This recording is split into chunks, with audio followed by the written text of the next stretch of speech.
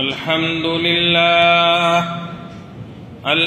لله نحمده ونستعينه ونستغفره ونؤمن به ونتوكل عليه ونعوذ بالله من شرور أنفسنا ومن سيئات أعمالنا من يهده الله فلا مضل له ومن يضلل فلا هادي له ونشهد أن لا إله إلا الله وحده لا شريك له ونشهد أن سيدنا ومولانا محمدا عبده ورسوله صلى الله تعالى على خير خلقه محمد وعلى آله وأصحابه وأزواجه وأتباعه وبارك وسلم تسليما كثيرا كثيرا. أما بعد فأعوذ بالله من الشيطان الرجيم.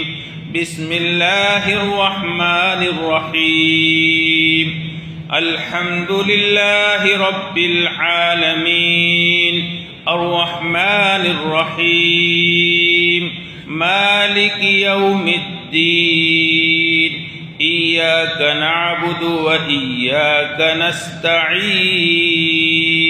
صدق الله مولانا العلي العظيم وصدق رسوله النبي الكريم ونحن على ذلك لمن الشاهدين والشاكرين والحمد لله رب العالمين.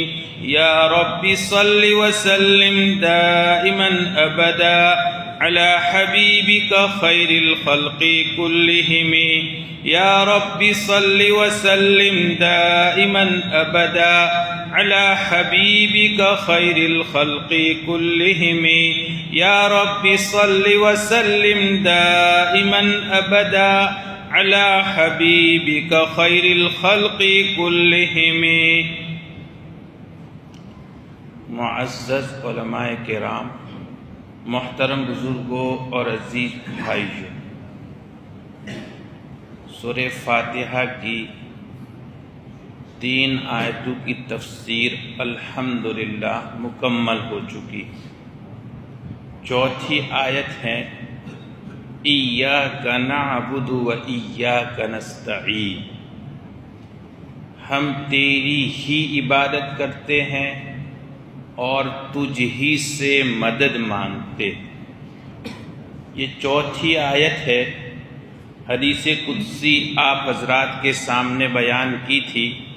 اس میں اللہ جل جلالہ اس آیت کے جواب میں بندوں سے فرماتے ہیں ھذا بینی و بین عبدی ولعبدی ما سأل. یہ آیت میرے اور میرے بندے کے درمیان مشترک ہے اور بندے کو وہ ملے گا جو اس نے مانگا ہے. بہت سارے سلف اکابرین سے یہ منقول ہے کہ سورہ فاتحہ یہ پورے قرآن کا خلاصہ ہے اور یہ چوتھے نمبر کی آیت پوری سورہ فاتحہ کا خلاصہ ہے. پورے قرآن کا خلاصہ سورہ فاتحہ اور پوری سورہ فاتحہ کا خلاصہ یہی چوتھے نمبر کی آیت. یہ چوتھے نمبر کی آیت پوری سورہ فاتحہ کا خلاصہ کیسے ہے وہ تو اس آیت کی مکمل تفسیر کے بعد سمجھ میں آئے گا، تب بتائیں گے انشاءاللہ. ابھی تو اس آیت کو سمجھنے سے پہلے یہ سمجھیں کہ ہر انسان کے 3 حالات ہیں. کتنے ہیں؟ ہر انسان 3 زمانوں سے تعلق رکھتا ہے. ایک ماضی گزرا ہوا، ایک حال یعنی موجودہ، اور ایک مستقبل یعنی آئندہ. ماضی جس کو بھوتکار کہتے ہیں، حال جس کو ورتمان کہتے ہیں، اور مستقبل جس کو بھوشیہ کہتے ہیں. تو یہ ہر انسان کی 3 حالتیں ہیں. ماضی گزرا ہوا زمانہ، حال موجودہ زمانہ، مستقبل آئندہ زمانہ. یہ 3 آیتوں میں تینوں باتیں آ گئی، پچھلی 3 آیتوں میں۔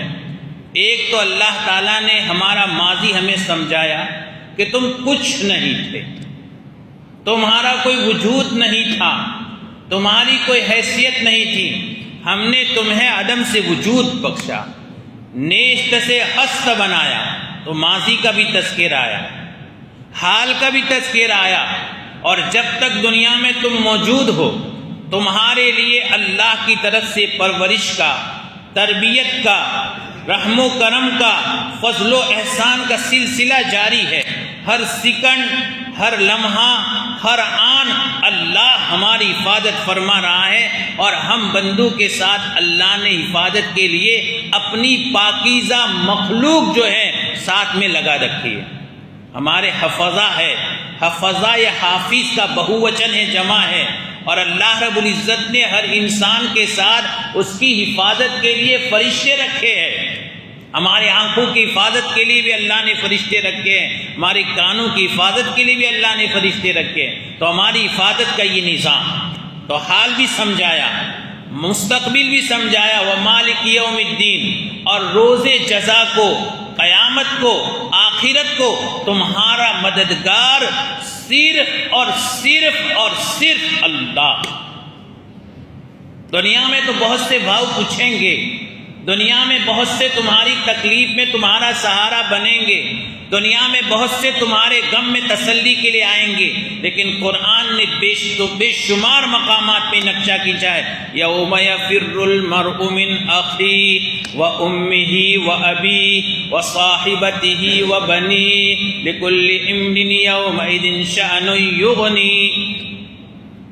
اس دن بھائی بھی بھائی کو نہیں پوچھے گا، باپ بھی اپنے اولاد کو نہیں پوچھے گا، بیوی اپنے شوہر کو نہیں، اور شوہر اپنی بیوی کو نہیں، ہر ایک کا اپنا ایک حال ہوگا۔ تو قرآن نے بھی سمجھایا روز جزا کو تمہاری حفاظت کے لیے اور تمہاری مدد کے لیے صرف اللہ۔ جب ہر زمانے میں تمہارے ساتھ خدا ہے، ماضی تمہارے ساتھ خدا ہے، حال تمہارے ساتھ خدا ہے، مستقبل تمہارے ساتھ خدا ہے، تو اب 3 آیتوں کے بعد یہ سمجھایا، کہو ایاک نعبد۔ جب تو ہی ہے، سب کچھ تو ہے، ہر جگہ تو ہے، ہر وقت تو ہے، ہر حال میں تو ہے، تو پھر ایاک نعبد، تیری ہی عبادت کرتے، تیری ہی، یہ تیری ہی، یہ ہی کا ترجمہ قرآن کریم کی اس آیت میں جو ایاک پہلے پڑھتے اس کا ترجمہ، ورنہ ایاک نعبد اور نعبدک دونوں کے معنی میں کوئی فرق نہیں ہے، لیکن عربی جاننے والے جانتے ہیں یہاں خدا نے ایاک نعبد جو فرمایا وہ یہی ہی کا ترجمہ ہے، اس لیے کہ اللہ کے یہاں ہی قبول ہے، بھی قبول نہیں ہے۔ اللہ ہی کی ہم عبادت کرتے ہیں، اللہ بھی کی عبادت کرتے نہیں چلے گا، شرک ہو جائے گا۔ اس کو سمجھنے کے لیے ایک سادہ مثال سمجھیے، کسی شوہر سے اس کی بیوی کہے میں تیری ہی ہوں، تو شوہر خوش ہوگا نا؟ ہوگا کہ نہیں؟ ساری محبتیں اس نے مجھے دے دی ہے، اس لیے وہ کہتی ہے میں تیری ہی ہوں۔ لیکن اگر عورت شوہر سے کہ میں تیری بھی ہوں، تماشا رسید کرے گا، بھی کہاں سے آیا؟ ایک اولاد اپنے والدین سے کہیں تم ہی ہمارے ہو، اور یہ کہے تم بھی ہمارے ہو، ماں سے کہے ماں میں تیرا ہی ہوں، ماں خوش ہو جائے گی، اسی لیے تمہیں کھلاتی ہو۔ لیکن کہے ماں میں تیرا بھی ہوں، تو کہا چل گھر سے نکل، بھی ہوں تو اور جو ہے نا اس کے بعد جا کر کے کھانا پینا۔ تو یہ تیرا ہی اور تیرا بھی اس کا فرق ہے۔ ہم یہی کہیں گے کہ ہم تیری ہی عبادت کرتے ہیں۔ مشرک بھی اللہ کو مانتا ہے، شرک کرنے والا بھی اللہ کو مانتا ہے، لیکن وہ اللہ کے ساتھ اور بھی بہت سو کو مانتا ہے۔ ایک مومن، ایک موحد صرف یہ کہتا ہے ایاک نعبد، تیری ہی عبادت کرتے ہیں، تیری ہی بندگی کرتے، تیری ہی بندگی۔ عبادت کا سادہ معنی تو ہے بندگی، اور بندگی کیا مطلب ہے؟ بندگی کا مطلب اور سمجھنا ہو آسان، غلامی، تیری ہی غلامی کرتے اللہ۔ اور غلامی کو سمجھنا ہو، غلامی کا مطلب یہ ہے کہ ہم نے تو بس اپنے آپ کو تیرا کر دیا ہے، اب ہماری رسی ہماری نکیل تیرے ہاتھ میں ہے، جس طرح سے تو کہے گا کریں گے، آنا کانی کہیں نہیں، تیرا حکم ہے، بس قصہ ختم۔ اس کے بعد دنیا کی کوئی حیثیت ہماری نگاہوں میں نہیں، اور دنیا والوں کے کسی حکم کی بھی حیثیت نہیں۔ مثال سے آپ سمجھیے، مشہور واقعہ ہے، مثال سے بات اچھی طرح سمجھ میں آتی ہے۔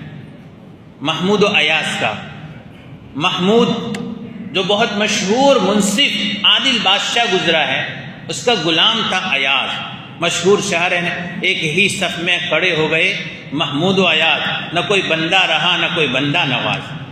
نماز میں سب آقا اور محکوم، حاکم اور محکوم، آقا اور مملوک سب ایک صف میں کھڑے ہوتے ہیں، بادشاہ کے لیے الگ صف نہیں بنتی۔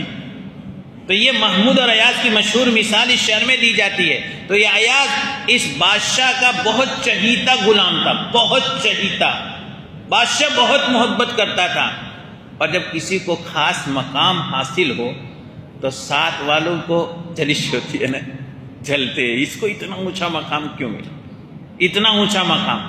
تو اب سب لوگوں کا اعتراض، یہ غلام ہے، ایاز ہے، بادشاہ سلامت اس سے بہت چاہتے ہیں اور اس کا خاص خیال رکھتے ہیں، مشورہ اس سے کرتے ہیں، اور ہمارا تو کوئی بھاؤ نہیں پوچھتے۔ بادشاہ کو بھی لوگوں کے اس اعتراض کا علم تھا، لیکن بادشاہ موقع کا انتظار تھا کہ کسی دن جو ہے انہیں بتایا جائے گا کہ ایاز میں اور میرے دوسرے درباریوں میں کیا فرق ہے۔ ایک موقع پر بادشاہ نے، جب درباری سب موجود تھے، تو کہا آج میرا ایک حکم ہے تمہیں، جو تمہیں جو ہے بچا لانا ہے۔ اور بادشاہ سلامت نے اپنے خزانے کا ایک قیمتی موتی نکالا، اور نکال کر کے پھر باری باری اپنے درباریوں میں سے سب کو دیا، وزیر اعظم کو، وزیر مملکت کو، اور جتنے بھی اس کے بادشاہ کے دربار میں تھے، اور کہا اس ہیرے کو زمین پر زور سے پٹکو تاکہ وہ ٹوٹ جائے۔ اب جب کسی بھی کے پاس، کسی درباری کے پاس یہ موتی، یہ ہیرا پہنچتا تھا، تو تھوڑی دیر کے لیے ہیرا دیکھتا تھا، اور تھوڑی دیر کے لیے بادشاہ محمود کو دیکھتا تھا، اور پھر اس کے بعد معذرت کے ساتھ واپس کر دیتا تھا کہ بادشاہ سلامت، اتنا قیمتی ہیرا جو ہمارے خزانے کا خلاصہ ہے ہم ضائع نہیں کر سکتے۔ بادشاہ واپس لے لیتا تھا، دوسرے کو دیتا، تیسرے کو دیتا، باری باری سب نے یہی کیا، باری باری سب نے یہی کیا۔ اخیر میں نمبر آیا ایاز کا، اور ایاز سے کہا لو یہ موتی اور اس کو زمین پر پٹکو اور اس کو توڑ دو۔ ایاز نے سیکنڈ سے بھی پہلے بادشاہ کے ہاتھ میں سے لیا اور مارا زمین پر، اور ریزہ ریزہ کر دیا۔ سارے درباری، اب پھر ان کو موقع مل گیا، اور کہا دیکھو اس نے بادشاہ سلامت کے اس قیمتی موتی کو ضائع کر دیا، اور خزانہ کا جو قیمتی موتی تھا اس نے اس کو بیکار کر دیا۔ بادشاہ سلامت نے سب سے کہا تمہیں پتہ نہیں ہے، تمہیں پتہ نہیں ہے کہ اس نے ایسا کیوں کیا۔ اور اس کے بعد ایاز سے پوچھا ایاز بتاؤ تم نے ایسا کیوں کیا؟ جواب میں اس نے کہا بادشاہ سلامت میرے سامنے دو چیزیں تھیں، ایک بادشاہ سلامت کا حکم اور ایک یہ موتی کی قیمت۔ اتنا قیمتی موتی میرے سامنے کتنی چیزیں تھیں؟ ایک بادشاہ سلامت کا حکم اور ایک اس موتی کی قیمت۔ میرے نزدیک بادشاہ سلامت کے حکم سے بڑھ کر کسی کی قیمت، میں بادشاہ سلامت کا حکم نہیں توڑ سکتا، قیمتی سے قیمتی موتی توڑ سکتا، قیمتی سے قیمتی موتی توڑ سکتا ہوں، تو میں بادشاہ سلامت کا کوئی حکم نہیں توڑ سکتا۔ کیوں؟ اس لیے کہ اس کی قیمت کوئی نہیں ہے، لیکن میں قیمتی سے قیمتی موتی توڑ سکتا ہوں۔ سارے درباری خاموش ہو گئے۔ بات سمجھ میں آئی؟ جو میں سمجھانا چاہتا ہوں کہ جب ہم اپنے پروردگار کو اپنا رب مانتے ہیں اور اپنے آپ کو ہم بندہ مانتے ہیں، اور ہم اپنے آپ کو یہ کہتے ہیں پروردگار میں تیرا بندہ ہوں، میں نے تیری بندگی کی ہے، میں تیرا غلام ہوں، پھر میرے سامنے یہ آسمان اور یہ زمین اور یہ زرق برق دنیا اور یہ سارے رنگ روگن اور یہ سارے نقشے اس کی کوئی حیثیت نہیں ہے۔ میرے رب نے کہا، میرے رب نے کہا، حکم آیا، سب ایک طرف۔ قرآن کریم میں ایک مقام پر اللہ رب العزت نے آپ صلی اللہ علیہ وسلم کے زمانے کے 2 آدمیوں کا جو ذکر فرمایا ہے صراحتاً نہیں، لیکن ان کی شان میں آیت نازل فرمائی ہے۔ رجال لا تلہیہم تجارۃ ولا بیع عن ذکر اللہ واقام الصلاۃ۔ اس کے شان نزول میں علماء نے لکھا ہے کہ آپ کے زمانے میں 2 صاحب تھے، ایک لوہار تھے اور ایک تاجر تھے۔ ایک لوہار اور ایک تاجر۔ اس لوہار کا حال کیا تھا کہ جب یہ لوہا کوٹتے تھے اور لوہا کوٹتے وقت جب ان کا ہتھوڑا اوپر اٹھتا تھا یوں، اور اس کے بعد یہ کہاں آئے گا؟ نیچے آئے گا کہ نہیں؟ لیکن اگر لوہا اٹھنے کے لیے ہتھوڑا اوپر اٹھایا تھا اور مؤذن اذان کے آواز پکارتا تھا اللہ اکبر اللہ اکبر، تو پھر یہ اٹھا ہوا ہتھوڑا پھر نیچے نہیں آتا تھا، اس کو پیچھے ڈال دیتے۔ کیوں؟ اللہ کے منادی نے اذان دی ہے، اب دنیا کا کوئی کام نہیں ہو سکتا۔ دوسرے تاجر تھے، انہوں نے، ان کا نظام یہ تھا کہ تولنے کے لیے ترازوں میں ایک طرف باٹ رکھ دیے ہے اور ایک طرف سودا تولنے کی تیاری ہے، لیکن ابھی یہ سودا تولا نہیں ہے اور ادھر سے اذان کی آواز آتی، رکھ دے۔ بس یہ ہے اللہ کی بندگی کہ پروردگار کے حکم کے سامنے پھر دنیا کی کوئی مصروفیت کسی انسان کو روک نہیں سکتی۔ اس کا حقیقی نام بندگی ہے۔ اور یہاں ایک بھول ہے ہم لوگوں سے، جو ہم یہ سمجھتے ہیں کہ بہت سی مرتبہ پھر اللہ کے حکم کے سامنے بندوں کے حکم کو ترجیح دیتے ہیں اور یہ کہتے ہیں کہ اللہ نے یہ بھی تو حکم دیا ہے۔ کہتے ہیں اللہ نے والدین کی فرما برداری کا بھی حکم دیا، بھئی دیا کہ نہیں دیا؟ بیوی کو شوہر کی اطاعت کا حکم دیا ہے اور بڑا زبردست حکم دیا ہے، لہذا اب والدین اگر کوئی حکم کریں تو پھر والدین کے حکم کو ماننا ہے، پروردگار کے حکم سے مقابلہ ہے تو اس کو بعد میں۔ قرآن کا یہ حکم نہیں ہے۔ قرآن کریم میں ایک نہیں متعدد مقامات ایسے ہیں جہاں اللہ نے اپنی اطاعت کے ساتھ والدین کی فرما برداری کا حکم دیا۔ وَقَضَىٰ رَبُّكَ أَلَّا تَعْبُدُوا إِلَّا إِيَّاهُ وَبِالْوَالِدَيْنِ إِحْسَانًا۔ تمہارے رب کا یہ حکم ہے کہ تم صرف اسی کی عبادت کرو اور اپنے والدین کے ساتھ اس نے سلوک کرو۔ وَوَصَّيْنَا الْإِنسَانَ بِوَالِدِهِ حُسْنًا۔ اللہ رب العزت فرماتے ہم نے انسان کو یہ تاکیدی حکم دیا ہے والدین کے ساتھ اچھا سلوک کرے۔ انشکر لی ولیوالدیک، میرا بھی شکر بجا لاؤ اور اپنے والدین کا۔ لیکن اس کے باوجود اللہ کے حکم کے سامنے مخلوق کے حکم کو پھر ترجیح نہیں دی جا سکتی۔ حدیث پاک میں ارشاد ہے لا طاعت لمخلوق فی معصیت الخالق۔ اللہ کو ناراض کر کے کسی بندے کی بات ماننے کا اختیار نہیں ہے۔ اور یہ جو آیت میں نے آپ کے سامنے پڑھی وَوَصَّيْنَا الْإِنسَانَ بِوَالِدَيْهِ حُسْنًا، اس کے شان نزول میں واقعہ ہے اور آگے وہی حکم ہے۔ ایک صحابی ہے حضرت سعد بن ابی وقاص رضی اللہ تعالیٰ عنہ، نام تو سنا ہے، عشرہ مبشرہ بالجنہ میں سے ہے، ان 10 صحابہ میں سے ہے جنہیں اللہ کے نبی صلی اللہ علیہ وسلم نے ایک وقت ایک مجلس میں ایک ساتھ جنت کی بشارت دی۔ صحابہ تو بہت ہے جنہیں اللہ نے موقع موقع سے جنت کی بشارت دی، لیکن ایک ہی وقت میں ایک ہی مجلس میں ایک ساتھ 10 صحابہ کرام ہیں جنہیں اللہ کے نبی صلی اللہ علیہ وسلم نے جنت کی بشارت دی تھی۔ اور یہ مجمع بیٹھا ہے، سوال تو نہیں کروں گا، لیکن اگر کروں کہ ان 10 صحابہ کا نام ہم میں سے کس کو معلوم ہے تو شاید گنتی کے چند ہوں گے۔ اور کہا جائے ہندوستان کی کرکٹ ٹیم کے کتنے جو ہے کھلاڑی ہے، فٹافٹ نام، فلاں ملک کے فلاں جو ہے ٹیم کے کتنے کھلاڑی ہے، فٹافٹ نام۔ اور اللہ کے نبی صلی اللہ علیہ وسلم کی یہ 10 صحابہ جو ایک ساتھ جنت کی بشارت کے مستحق بنے، اور ان میں تو 4 تو مشہور ہے جو سب کو یاد ہے، 4 خلفاء، حضرت ابو بکر صدیق رضی اللہ تعالیٰ عنہ، حضرت عمر فاروق رضی اللہ تعالیٰ عنہ، حضرت عثمان غنی رضی اللہ تعالیٰ عنہ اور حضرت علی رضی اللہ تعالیٰ عنہ۔ 4 تو سب جانتے ہیں نا، بچہ بچہ جانتا ہے خلفاء اربعہ کا نام۔ ان 10 میں سے تو 4 ہے، لیکن باقی 6 نہیں گنا ہوں گا میں۔ آپ کہیں گے ولی صاحب کو نہیں معلوم، الحمدللہ حدیث پڑھاتے ہیں بار بار، اس لیے کہ آپ بھی تو تلاش کریں، پتہ تو چلے۔ اور یہ 6 بھی مشہور نام ہے لیکن نہیں بتاؤں گا میں، کیوں؟ اس لیے کہ ہمیں پتہ ہی نہیں، دنیا بھر کی معلومات ہمیں پتہ ہے لیکن عشرہ مبشرہ بالجنہ ایک تو یہ بھی نام آ گیا سعد بن ابی وقاص کا، تو 5 تو آپ کو معلوم ہو گئے، 5 تلاش کر لینا۔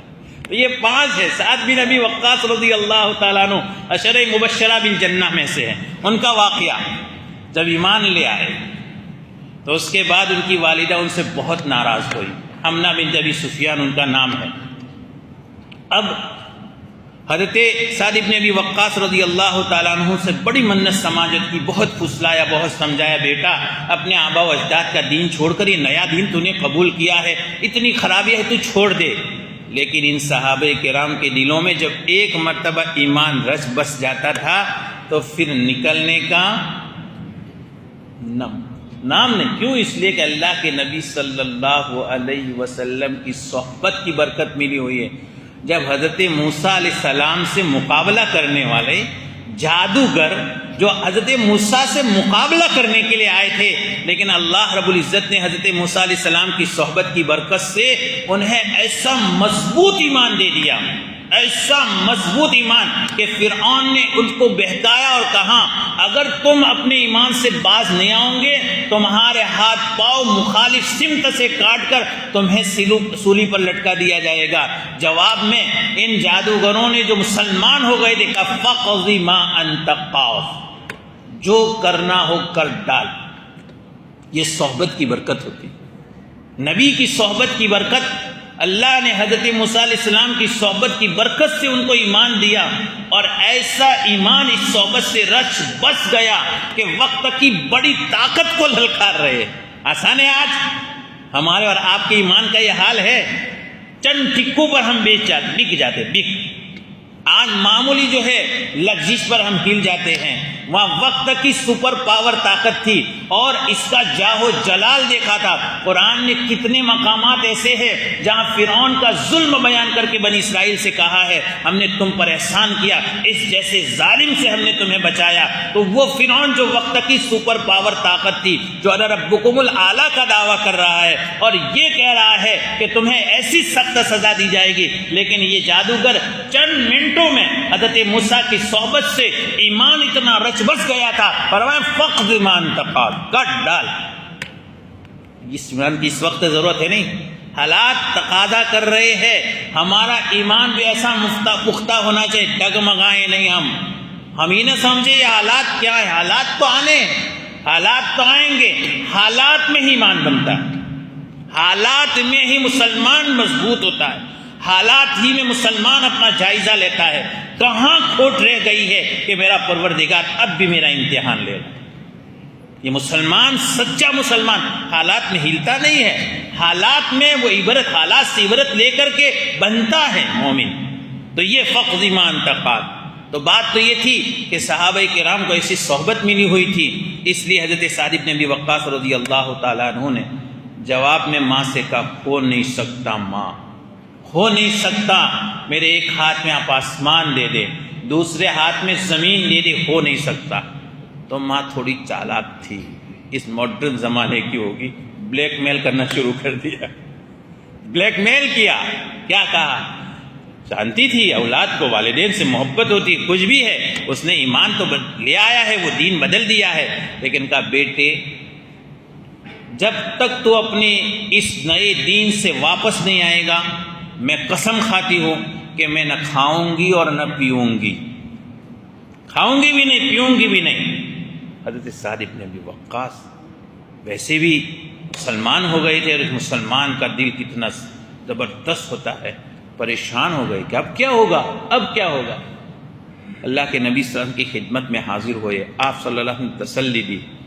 ایک روایت میں تو یہ ہے کہ پورا ایک دن اور ایک رات گزر گئی، ماں نے کھایا نہیں، یہ پریشان ہے، اور دوسری روایات میں پورے 3 دن اور 3 راتیں گزر گئی، ماں نے کھایا نہیں، یہ پریشان ہے۔ اب اخیر میں اللہ کا حکم آ گیا، یہی وَوَصَّيْنَا الْإِنسَانَ بِوَالِدِهِ حُسْنًا وَإِن جَاهَدَاكَ لِتُشْرِكَ بِي مَا لَيْسَ لَكَ بِهِ عِلْمٌ فَلَا تُطِعْهُمَا، اور وہاں انشکر لی وَلِوَالِدَيْكَ إِلَيَّ الْمَصِيرُ وَإِن جَاهَدَاكَ لِتُشْرِكَ وَإِن جَاهَدَاكَ عَلَىٰ أَن تُشْرِكَ مَا لَيْسَ لَكَ بِهِ عِلْمٌ فَلَا تُطِعْهُمَا وَصَاحِبْهُمَا فِي الدُّنْيَا مَعْرُوفًا۔ ان کی بات ایمان کے معاملے میں تو قبول نہیں ہو سکتی، لیکن ہاں اس نے سلوک وَصَاحِبْهُمَا فِي الدُّنْيَا مَعْرُوفًا، ان کے ساتھ اس نے سلوک کیا جائے گا۔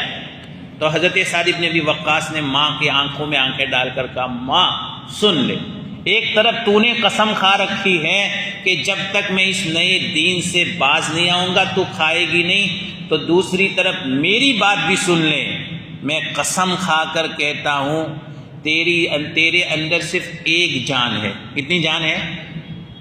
لیکن میرے ایمان کی وجہ سے تیری ایک جان ختم ہو جائے کیا؟ اگر تیرے اندر 100 جانیں ہو، کتنی؟ اور اگر میری ایمان کی وجہ سے تو نہ کھا پی کر مر جائے اور تیری 100 جانیں بھی ختم ہو جائیں، میں اپنے ایمان سے ہٹنے والا، میں اپنے ایمان سے باز آنے والا نہیں ہوں، میں اپنے ایمان سے ہٹنے والا نہیں ہوں۔ تو یہ ہے میرا ایمان۔ تب ماں نے سمجھا کہ اب یہاں دال گلنے والی نہیں ہے، کھانا شروع کر دیا۔ میں آپ کو یہ سمجھانا چاہتا ہوں، ہمارے معاشرے کی ایک دکھتی رگ پکڑ کر بتا رہا ہوں، ہمارے معاشرے میں یہاں آ کر کے ہم جو ہے مقابلہ کرتے ہیں اللہ کے اور شریعت کے حکم کا بندوں کے حکم سے، اور وہیں ہتھیار ڈال دیتے۔ تھا تو کیا کہ بیوی کو حکم تھا کہ اپنے شوہر کی بات مانے، اب الٹا ہو گیا ہے۔ جب بھی کوئی مسئلہ آتا ہے اور جب کوئی پلان بنتا ہے، کوئی پروگرام بنتا ہے خوشی کا غمی کا، اور اس وقت انہیں یہ سمجھایا جاتا ہے اور مسئلہ بتایا جاتا ہے یہ بات صحیح نہیں ہے، تو کیا کہتے ہیں؟ ایک زبردست ان کے پاس ہتھیار، شریعت کی نگاہ میں کوئی ایک گھر کی مستورات نہیں مانتی۔ گھر کی مستورات، میری مائیں اور بہنیں بھی سن رہی ہے، شوہروں کو بلیک میل کرنا چھوڑ دے، شریعت کے حکم کے سامنے یہی بہانہ بناتے ہیں۔ میں ان شوہروں سے بھی کہہ سکتا ہوں اور کہوں گا کہ یہ جواب یاد رکھیے، کل قیامت کے دن پروردگار کے سامنے دینے کی کسی کی ہمت ہوگی؟ شریعت کا یہ حکم اس لیے توڑا کہ گھر کی عورتیں نہیں مانتی تھی، گھر کی مستورات نہیں مانتی تھی، ماں کا پریشر تھا، دادی کا پریشر تھا، نانے کا پریشر تھا، بیوی کا پریشر تھا، بہن کا پریشر تھا، بیٹی کا پریشر تھا۔ کسی کا بھی پریشر ہو، کسی کا بھی دباؤ ہو، کسی کی بھی ضد ہو، کسی کی بھی حجت ہو، قرآن کا ایک ہی حکم ہے، اور قرآن ہمیں یہی سکھاتا ہے، ایاک نعبد، تیری ہی بندگی کرتے ہیں، شریعت کے حکم کے سامنے کسی کی نہیں چلے گی، کسی کی نہیں چلے گی۔ ترمذی شریف میں حضرت مرثد ابن ابی مرثد کا واقعہ اسی انداز کا ہے۔ ان کا بھی زمانے جاہلیت میں کسی عورت سے غلط تعلق تھا، اور اس کے بعد اللہ نے ان کو ایمان دے دیا۔ جب ایمان مل گیا ان کو، تو اس کے بعد ان کا کام تھا کہ مدینہ سے ہجرت کرنے والے کمزوروں کو لے جاتے تھے، مکہ سے اور مدینہ لے جاتے تھے۔ ایک مرتبہ اسی کام کے لیے آئے، راستے میں وہ وہی عورت ملی جس سے غلط تعلق تھا، اس نے گناہ کی دعوت دی۔ انہوں نے ایک ہی بات کہی ہے، اب گناہ نہیں ہو سکتا مجھ سے، بہت کیے گناہ، تیرے ساتھ بہت منمانی کی، تیرے ساتھ جو ہے اپنی خواہشیں پوری کی، لیکن اب نہیں، کیونکہ میں مسلمان ہو چکا ہوں، اور اسلام میں زینا حرام ہے، اسلام میں زینا حرام ہے، نہیں ہو سکتا۔ اس نے جو ہے بلیک میل کرنا شروع کیا، اور اس وقت چیخی چلائی، بہت شور مچایا، لوگوں سے کہا دیکھو یہ تمہارے لوگوں کو یہاں سے مکہ سے لے کر اٹھا کر، وہ بھاگ بھی گئے، لیکن پھر بھی ایک ہی بات ہے، ایسا نہیں ہو سکتا۔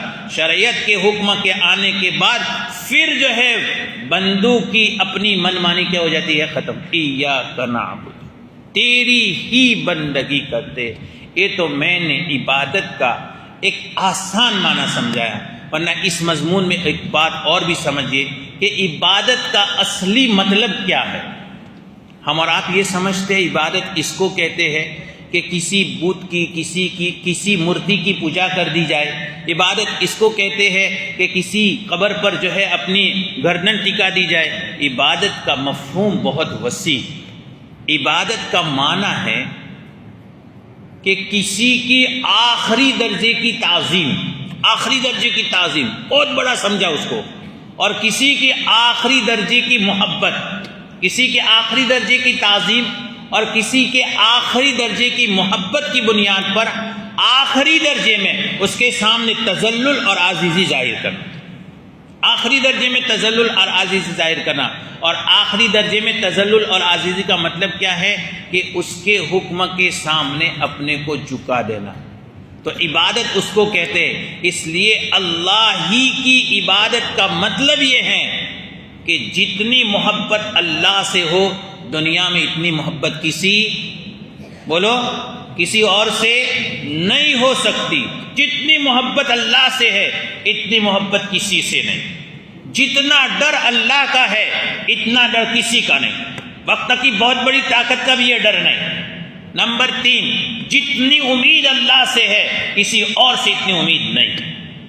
جتنا بھروسہ اللہ کی ذات پر ہے اتنا بھروسہ کسی اور پر نہیں۔ جتنی اطاعت اللہ کی ہے اتنی اطاعت اور اس کی فرما برداری کسی اور کی نہیں۔ منت صرف اللہ کے لیے ہوگی، اللہ کے علاوہ کسی اور کے لیے منت نہیں۔ چڑھاوا اللہ کا ہوگا، اللہ کے علاوہ کسی اور پر چڑھاوا نہیں۔ اور اس دنیا میں کوئی ایسی حرکت جو اللہ ہی کے لیے خاص ہے، رکوع اللہ کے لیے خاص ہے، اللہ کے علاوہ کے لیے رکوع جائز نہیں۔ سجدہ اللہ کے لیے خاص ہے، اللہ کے علاوہ کے لیے جائز نہیں۔ اور کسی کو اتنی محبت دینا جتنی اللہ کو کسی اور کو نہیں۔ یہ ہے عبادت کا معنی۔ عبادت کا معنی صرف یہ نہیں ہے کہ ہم کسی کے سامنے صرف ہاتھ جوڑ دیں، کسی کے سامنے پیشانی ٹکا، نہیں۔ جتنی محبت اور عظمت اللہ کی ہے اتنی عظمت کسی اور کی نہیں ہو سکتی۔ میں آپ کو ایک مثال سمجھاؤں۔ قرآن کریم میں ایک آیت ہے، اتخذوا احبارهم ورهبانهم اربابا من دون اللہ۔ یہ قرآن کریم کی آیت ہے۔ ایک صحابی حضرت عدی بن حاتم رضی اللہ تعالیٰ عنہ جب اسلام لانے کے لیے اللہ کے نبی صلی اللہ علیہ وسلم کی خدمت میں حاضر ہوئے تو اس وقت اللہ کے نبی صلی اللہ علیہ وسلم نے دیکھا کہ ان کی گردن میں صلیب کا، چونکہ وہ نصرانی تھے، عیسائی کرسچن، تو ان کی گردن میں صلیب کا نشان ہے۔ صلیب کا نشان تو جانتے ہیں، کراس کا نشان ہے۔ اللہ کے نبی صلی اللہ علیہ وسلم نے جب انہیں دیکھا تو پہلی بات تو یہ ارشاد فرمائی کہ یہ اپنی گردن سے بت اتار کر کے پھینک دو، اپنی گردن سے بت اتار کر پھینک دو۔ حالانکہ حضرت علی بن حاتم کے نزدیک اس صلیب کی اس وقت یہ نشانی، یہ جو ہے عقیدہ نہیں تھا ان کا، یہ تو محبت میں لگائے، لیکن فرمائے اس بت کو اپنی گردن سے اتار کر رکھ دو۔ اس حدیث سے ایک بات تو سمجھ میں آئی کہ اس کا نام بھی شرک ہے کہ مشرکانہ علامت کسی مسلمان میں پائی جائے۔ مسلمان میں مشرکانہ علامت ہو تو یہ بھی شرک ہے۔ آج دنیا میں بہت سے اپنے آپ کو مسلمان کہنے والے اس طرح کے دھاگے لگاتے ہیں، اس طرح کی چیزیں لگاتے ہیں، اس طرح کے کنگن پہنتے ہیں، اس طرح کے ڈورے باندھتے ہیں جو غیر مسلم کی نشانیوں میں سے، کسی بھی قوم کی، کسی بھی مذہب کی جو مخصوص نشانی ہوتی ہے، یہ نشانی مسلمان میں پائی جائے، سمجھ لو اس میں شرک ہے۔ تو ایک بات تو یہ دیکھو، انہوں نے کسی کے سامنے عبادت نہیں کی تھی، لیکن اللہ کے نبی نے فرمایا یہ بت اپنی گردن سے اتار کر پھینک دو۔ پہلے تو یہ کام کروایا۔ اس کے بعد اللہ کے نبی صلی اللہ علیہ وسلم کے صحابہ کو جب انہوں نے دیکھا کہ قرآن کریم کی تلاوت کرتے ہیں تو قرآن کریم کی تلاوت کرتے ہوئے اس آیت کی بھی تلاوت کرتے، اتخذوا احبارهم ورهبانهم اربابا من دون اللہ۔ تو حضرت علی بن حاتم رضی اللہ عنہ نے ایک سوال کیا اللہ کے نبی صلی اللہ علیہ وسلم سے کہ میں عیسائی تھا، لیکن میں نے عیسائی مذہب میں دیکھا کہ ہم ہمارے علماء کو اور ہمارے راہبوں کو کی عبادت تو نہیں کرتے تھے، پھر قرآن نے ان کو رب کیوں کہا؟ اتخذوا احبارهم ورهبانهم اربابا من دون اللہ، کہ انہوں نے اپنے علماء کو اور اپنے پادریوں کو اللہ کو چھوڑ کر رب بنا رکھا ہے، ہم تو ان کی عبادت نہیں کرتے تھے۔ تو اس وقت اللہ کے نبی صلی اللہ علیہ وسلم نے جو بات ارشاد فرمائے، آپ نے فرمایا ہاں ان کی عبادت تو نہیں کرتے تھے لیکن ان کی بات اسی طرح مانتے تھے جیسے اللہ کی مانتے تھے، چاہے وہ اللہ کے حکم کے خلاف ہو، چاہے وہ اللہ کے حکم کے خلاف ہو۔ انہوں نے جن چیزوں کو حرام کہا تم لوگ اس کو حرام کہتے تھے، حالانکہ اس کو اللہ نے حلال کیا۔ جن چیزوں کو انہوں نے حلال کہا تم اس کو حلال کہتے تھے، حالانکہ اللہ نے اس کو کیا کیا ہے؟ بولو، حرام کیا ہے۔ تو یہ اپنے ان علماء کی وہ باتیں مانتے تھے جو باتیں وہ بتاتے تھے چاہے شریعت کے حکم کے خلاف ہو۔ یاد رکھیے غلط فہمی نہ ہو۔ آج ایک فرقہ ہے غیر مقلدین کا جو ہمیں اور آپ کو مشرک کہتا ہے، کہ لوگ اپنے اماموں کی مانتے ہیں، ہم اپنے اماموں کی مانتے، اس کا مطلب نہیں کہ شریعت کے خلاف جو بات بتائے۔ بات تو بہت گہری ہے، لیکن 2 منٹ کے لیے میں آپ کو سمجھا دوں۔ قرآن کریم اور احادیث میں جتنے احکام صاف صاف آئے، جتنے احکام صاف صاف آئے ہیں، سود حرام ہے۔ اب بتائیے کون سا ایسا مجتہد ہے علماء امت میں سے جس نے سود کو حلال کہا ہے کسی نے؟ تو وہ تو وہی کہتے ہیں، وہ ہم کہتے ہیں۔ تو جو احکام صاف، ہمارے یہاں نمازیں 5 فرض ہیں، کون امام ایسا ہے جس نے 5 سے 6 نمازیں بتائی ہو؟ کوئی بتانا ہے؟ ہر نماز کی رکعت کی تعداد منصوص ہے کہ فجر کی 2 رکعت ہے، کوئی امام نہیں بتاتا کہ فجر کی 4 رکعت ہے کہ 6 رکعت ہے، ظہر کی 4 رکعت ہے، باقی سنن ہے نا، لیکن فرائض میں کوئی کمی نہیں۔ زکوٰۃ کا معاملہ ہے، اس میں کہیں کچھ نہیں کہا، حج کا معاملہ ہے کہیں کچھ نہیں کہا۔ تو قرآن اور حدیث میں جو احکام صاف صاف ہے، صاف صاف، ان میں کوئی علماء کا اختلاف نہیں، کوئی اختلاف۔ 3 مقامات ایسے، 3 جگہیں ایسی ہے جہاں علماء نے ہمیں مسئلے بتائے ہیں اور وہاں آپس میں اختلاف ہے، لیکن 3 جگہیں ایسی ہے جہاں اختلاف ہوگا۔ نمبر 1، بعض احادیث تو ایسی ہے جس میں تھوڑا ٹکراؤ، کیا ہے؟ میں ایک مثال سمجھاؤں کہ بعض احادیث ایسی ہے جس میں کہ اللہ کے نبی صلی اللہ علیہ وسلم جب نماز پڑھتے تھے تو آپ شروع میں جیسے ہم تکبیر تحریمہ کہتے اس وقت بھی ہاتھ اٹھاتے تھے، جب رکوع میں جاتے تھے تو بھی ہاتھ اٹھاتے تھے، جب رکوع سے اٹھتے تھے تو بھی ہاتھ اٹھاتے تھے۔ لیکن ہمارے یہاں تو صرف کتنی مرتبہ ہاتھ اٹھائے جاتے ہیں؟ امام شافعی رحمۃ اللہ علیہ وغیرہ کے یہاں تھوڑے زائد مقامات پر آئے، لیکن کیوں حدیثیں دونوں طرح کی ہے۔ اسی طرح ایک اختلاف وہاں، دوسرا وہاں ہوا ہے جہاں احادیث آپ صلی اللہ علیہ وسلم کی اس نوعیت کی، اس کے میں 2 پہلو نکلتے۔ کتنے پہلو نکلتے ہیں؟ 2۔ یہ معنی بھی نکلتا ہے، یہ معنی بھی نکلتا ہے۔ ایک امام نے یہ مطلب نکالا، ایک امام نے یہ مطلب نکالا۔ سیدھی سی بات ہے، وہاں تو کوئی سری بات نہیں ہے، ہر ایک کو اللہ تعالیٰ نے اپنے اعتبار سے علم دیا ہے، انہوں نے دلائل کے روح۔ مثلا اس کی مثال سمجھو، ہمارے یہاں جو امام کے پیچھے نماز پڑھے اس کو نہ فاتحہ پڑھنی اور نہ کوئی سورت پڑھنی، کچھ پڑھنا ہے۔ لیکن دوسرے کچھ امام ایسے ہیں جن کے امام کے پیچھے نماز پڑھنے والے کو بھی امام کے بعد جو ہے سورہ فاتحہ، اگرچہ وہ یہ کہتے ہیں کہ امام کے ساتھ ساتھ نہیں پڑھ سکتے، لیکن ہاں ان کا ایک نظام ہے۔ لیکن کیوں؟ اس لیے کہ حدیث پاک اس انداز کی ہے کہ مطلب ہر ایک نے اپنے اپنے حساب سے نکالا۔ تو 2 جگہ وہ ہے، اور ایک تیسری جگہ وہ ہے کہ وہ مسائل جو نئے ہیں، جو آپ کے زمانے میں تھے، ہیلی کاپٹر تھا، یہ پلین تھا، ہوائی جہاز تھا، اب ہوائی جہاز میں نماز پڑھنے کا کیا مسئلہ ہوگا؟ یہ غیر مقلدین بہت ادھر ادھر واویلا ان سے پوچھئے، جب قرآن اور حدیث ہی مانتے ہو تو ہوائی جہاز میں نماز پڑھنے کا کوئی مسئلہ ہی نہیں، کہاں سے بتائے گا؟ کہاں سے بتائیں؟ یہ ہم کو یہی کہتے ہیں یہ مشرک ہے، یہ اپنے جو اللہ اور اللہ کے رسول کے حکم کو چھوڑ کر لوگوں کے ائمہ کی بات مانتے ہیں۔ انہیں پتہ نہیں ہے ائمہ کی بات مانے بغیر تو تیرا کوئی مسئلہ حل نہیں ہو سکتا۔ اس لیے یہ میں سمجھانا چاہتا ہوں کہ یہ لوگ جو حضرت عیسیٰ علیہ السلام کو ماننے والے تھے، ان کے علماء کی بات آنکھیں بند کر کے مانتے تھے، چاہے قرآن ان کے شریعت کے مطابق ہو یا چاہے ان کے شریعت کے کیا ہو، خلاف ہو۔ تو آپ نے یہ بتایا کہ اتخذوا احبارہم ورہبانہم اربابا من دون اللہ، کہ انہوں نے اپنے جو ہے علماء اور اپنے پادریوں کی باتیں اس طرح سے مان رکھی تھی گویا ان کو رب مان رکھا ہے۔ تو اس طرح سے ہمارے یہاں اللہ کے نبی صلی اللہ علیہ وسلم نے جہاں جتنے احکام صاف صاف بتا دیے وہاں امت کے علماء میں کوئی اختلاف ہی نہیں ہے، ورنہ تو ہر نماز میں اختلاف ہوتا، ہر مسئلے میں اختلاف ہوتا، ایسی بات نہیں ہے۔ تو خیر، میں آپ کو یہ مضمون سمجھا رہا تھا کہ شرک کا مطلب اور عبادت کا مطلب یہ ہے کہ اللہ جیسی کسی سے محبت، اللہ جیسا ڈر کسی سے، اللہ جیسی امید کسی سے، اللہ جیسی عظمت کسی کی نہیں، اللہ جی کی ذات پر جیسا بھروسہ اور کسی پر نہیں، اور اللہ کے حکم کے سامنے کسی کے حکم کی کوئی حیثیت، بس اللہ کے حکم ہی کو مانے، اسی کو کہتے ایاک نعبد، ہم تیری ہی عبادت کرتے، تیری ہی عبادت۔ اور امام غزالی رحمۃ اللہ نے فرمایا عبادت صرف نماز اور روزے کا نام نہیں ہے، انہوں نے عبادت کی 10 قسمیں بیان کی۔ کتنی؟ بہت ساری ہے لیکن 10۔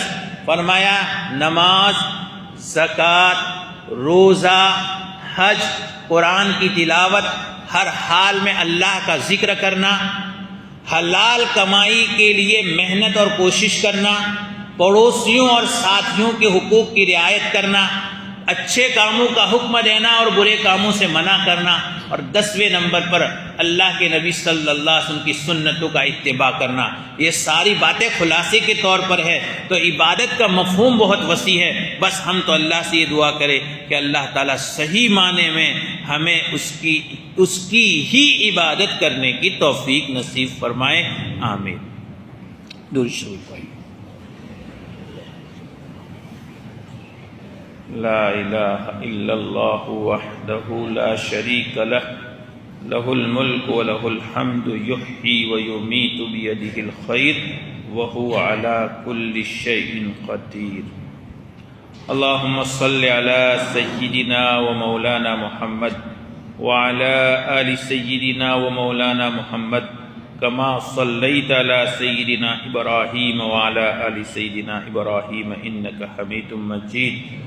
اللہم بارک علی سیدنا و مولانا محمد وعلی آل سیدنا و مولانا محمد کما بارکت علی سیدنا ابراہیم وعلی آل سیدنا ابراہیم انک حمید مجید۔ اللہم صل علی سیدنا و مولانا محمد وعلی آل سیدنا و مولانا محمد صلاة تنجینا بها من جمیع الاحوال والآفات وتقضی لنا بها جميع الحاجات وتطهرنا بها من جميع السيئات وترفعنا بها عندك على الدرجات وتبلغنا بها أقصى الغايات من جميع الخيرات في الحياة وبعد الممات إنك على كل شيء قدير۔ لا إله إلا أنت سبحانك إني كنت من الظالمين۔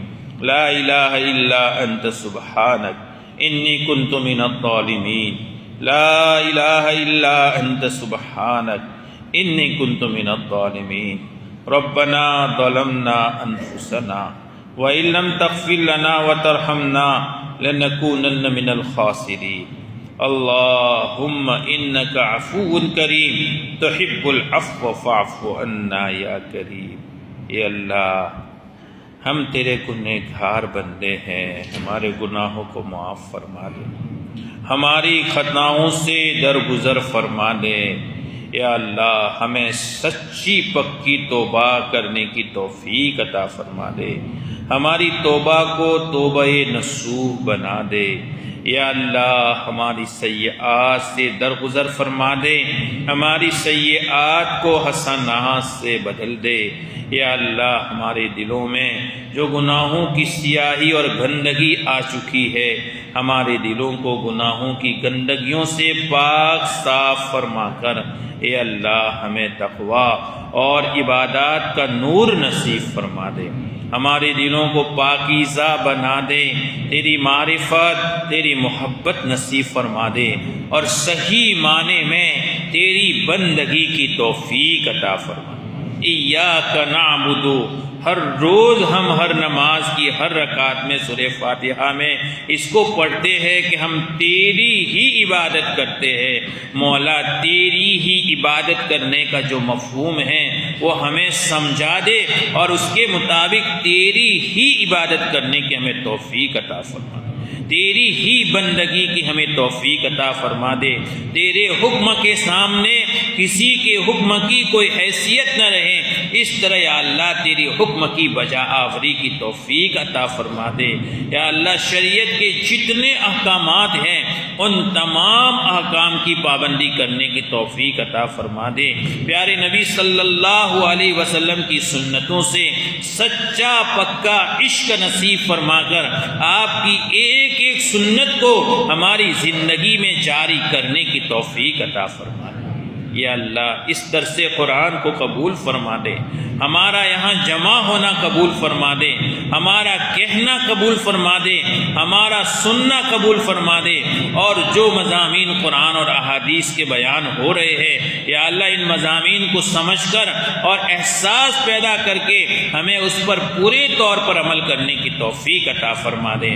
ہمیں اے اللہ ہمارے گھر والوں کو، ہمارے بال بچوں کو، ہمارے بھائی بہنوں کو، ہمارے رشتہ داروں کو، ہمارے محلے اور پڑوسے والوں کو، یا اللہ یہ ایک مجمع کے ایک ایک فرد کو جہاں تک یہ آواز پہنچائی جا رہی ہے، یا اللہ وہاں کے ایک ایک فرد کو ان تمام باتوں پر پورے طور پر عمل کرنے کی توفیق عطا فرما دے، پورے طور پر عمل کرنے کی توفیق عطا فرما دے، پورے طور پر عمل کرنے کی توفیق عطا فرما دے۔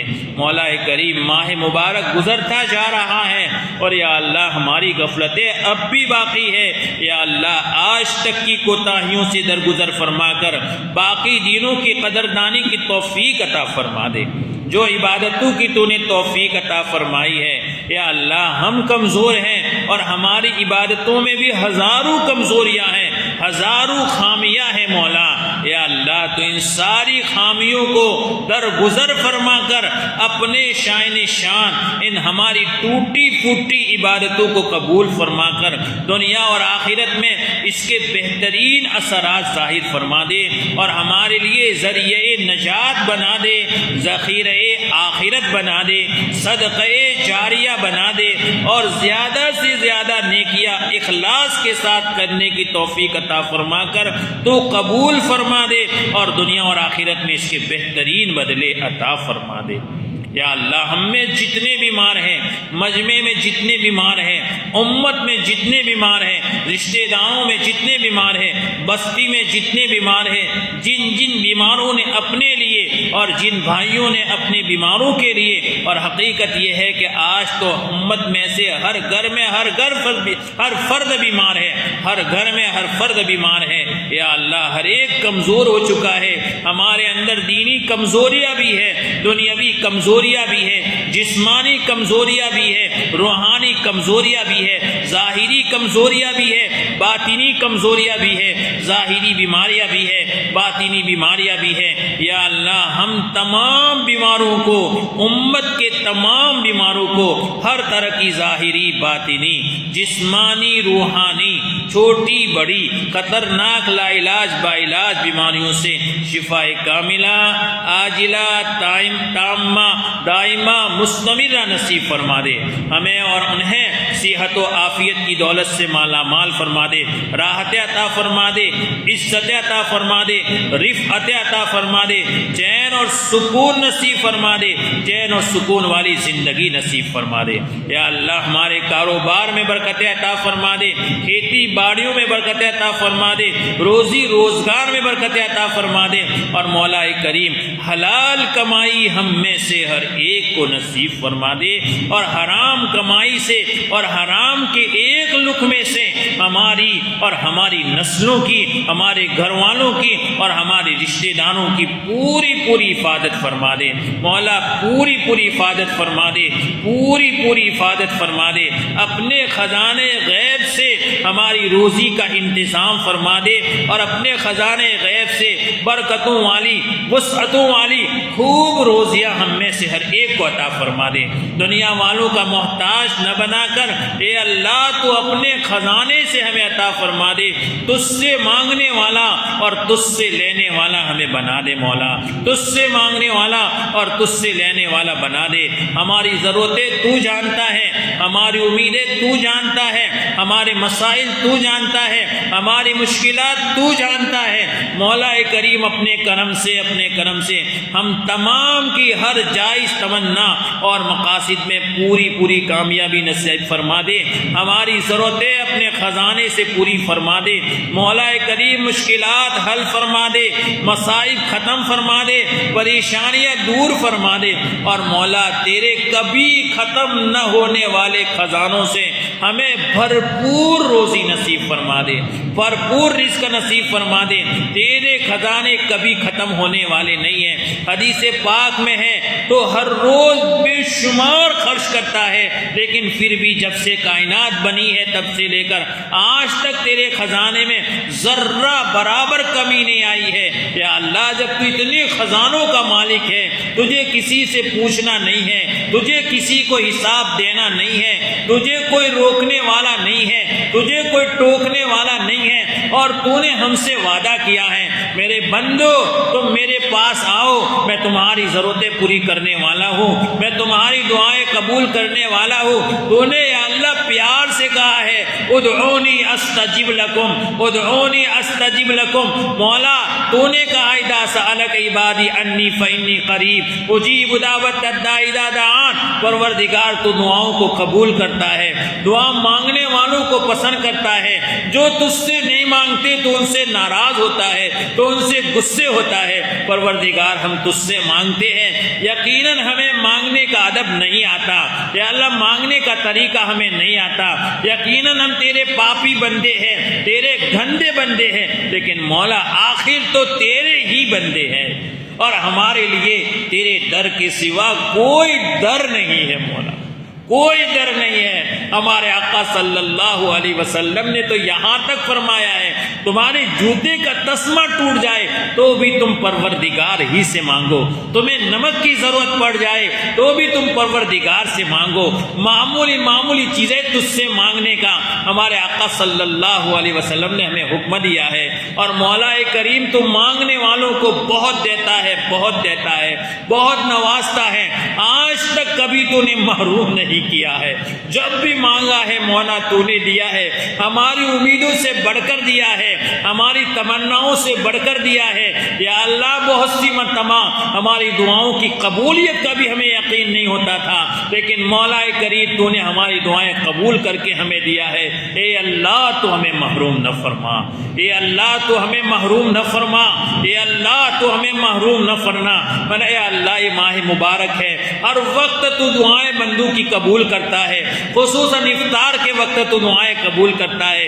افطار کا وقت ہونے والا ہے، یہ تیرے کلام کی یا اللہ مبارک مجلس ہے، تیرے کلام کے درس کی مبارک مجلس ہے، یہاں ہر طرح کے تیرے بندے جمع ہے، ہر طرح کے تیرے بندے جمع ہے۔ یا اللہ حفاظ ہے، علماء ہے، پاک باز نوجوان ہیں، سفید ریش یا اللہ بوڑھے ہیں، اور یا اللہ تیرے معصوم چھوٹے چھوٹے بندے بھی ہاتھ اٹھائے ہوئے ہیں گھروں میں یا اللہ مستورات، ہماری مائیں اور بہنیں، بچے اور بچیاں، بوڑھے اور کمزور، بیمار، ہر طرح کے لوگ یا اللہ تیرے سامنے ہاتھ اٹھائے ہیں۔ یا اللہ کسی بخیل سے بخیل کے یہاں بھی اگر کوئی ایک آدمی چلا جائے اور اس کا دروازہ پکڑ کر اس کی چوکھٹ پر بیٹھ کر اپنی جھولی پھیلا دے اور یہ کہہ دے کہ میں تو لیے بغیر نہیں جاؤں گا، تو کتنا سخت دل، کنجوس اور بخیل انسان کیوں نہ ہو، وہ اس سے محروم واپس نہیں بھیجتا۔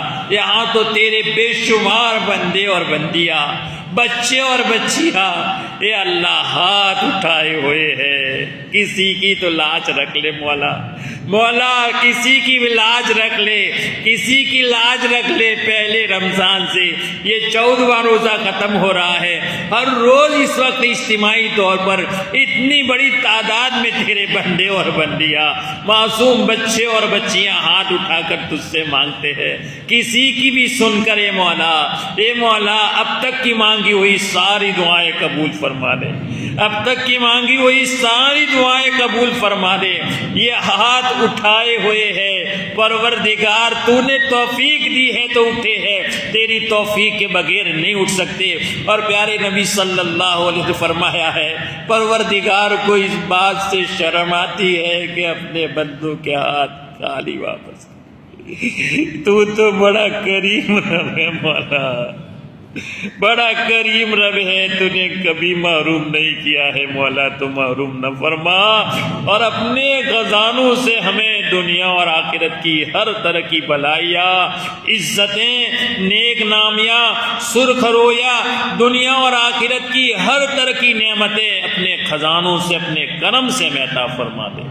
دنیا اور آخرت کی وباؤں سے، بلاؤں سے، پریشانیوں سے، مصیبتوں سے، بے عزتیوں سے، دشواریوں سے، رسوائیوں سے، مسائل سے، مصائب سے، مشکلات سے، زمینی آسمانی آفتوں سے، بلاؤں سے، دشمنوں کی دشمناوٹ سے، حاسدوں کے حسد سے، بدخواہوں کی بدخواہیوں سے، یا اللہ شریروں کی شرارتوں سے، جنات سے، آسیب سے، سحر سے، دکھی جانے والی مخلوق سے، بن دیکھی جانے والی مخلوق کی شرارتوں سے، ہماری اولادوں کی، ہماری نسلوں کی، ہمارے گھر والوں کی، ہمارے متعلقین کی، محبین کی، ہم سے تعلق رکھنے والوں کی، سب کی پوری حفاظت فرما دے، پوری امت کی حفاظت فرما دے، پوری امت کی حفاظت فرما دے۔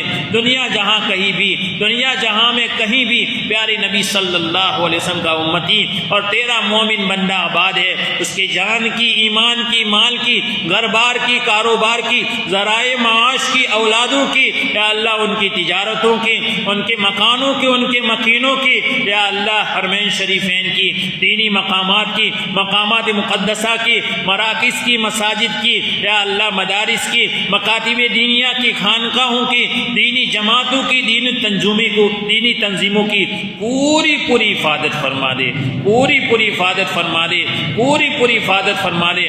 بہت سو نے اپنے اولادوں کے لیے جن کے امتحانات چل رہے ہیں یا امتحانات ہو گئے ہیں، اور بہت سے بچوں نے اپنے امتحانات کے لیے یا اللہ ہم سے خصوصی دعاؤں کی درخواست کی ہے، یا اللہ ان کے امتحانات آسان فرما دے اور ان تمام کو اعلیٰ نمبرات پر کامیابی نصیب فرما دے، اور یا اللہ ان کو دین کے سچے خادم اور سپاہی بنا دے، اور یا اللہ ان کی دنیاوی تعلیمات کو ان کی دینی ترقی کا ذریعہ بنا کر، قوم کی خدمت کا ذریعہ بنا کر ان تمام کو دنیا اور آخرت کمانے کی توفیق عطا فرما دے۔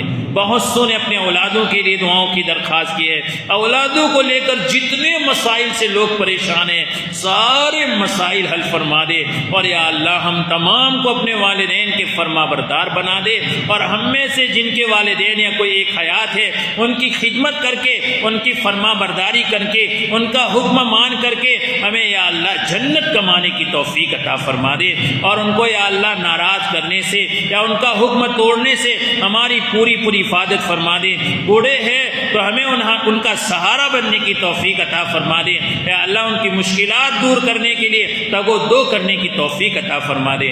ہم میں جن جوڑوں کو اولاد نہیں ہے اپنے خزانے غیب سے انہیں نیک صالح عافیت والے عزت والے اولاد نصیب فرما دے، جلدی اور عافیت کے ساتھ صحت کے ساتھ اولاد نصیب فرما کر ان کے آنکھوں کو ٹھنڈا کر دے اور ان کے دلوں کو پرسکون کر دے۔ مولا کریم جو مانگا وہ بھی عطا فرما دے، جو مانگنا چاہیے نہیں مانگ سکے وہ بھی عطا فرما دے۔ پیارے نبی صلی اللہ علیہ وسلم نے، انبیاء اور مرسلین نے، تیرے نیک بندوں نے جتنی بھلائیاں مانگی ہو ہم بھی مانگتے ہیں وہ تمام ہمیں عطا فرما دے۔ جن شرور سے پناہ چاہیے ہو ہم بھی پناہ چاہتے ہیں، ہم تمام کو پناہ نصیب فرما دے، اور ہماری ٹوٹی پھوٹی دعاؤں کو محض اپنے فضل و کرم سے پیارے نبی صلی اللہ علیہ وسلم کے صدقے میں مبارک مجلس کی برکت سے قبول فرما دے۔ اللهم ربنا تقبل منا انك انت السميع العليم وتب علينا يا مولانا انك انت التواب الرحيم، وصلى الله تعالى على خير خلقه سيدنا مولانا محمد وآله وصحبه اجمعين، آمين يا رب العالمين برحمتك يا ارحم الراحمين۔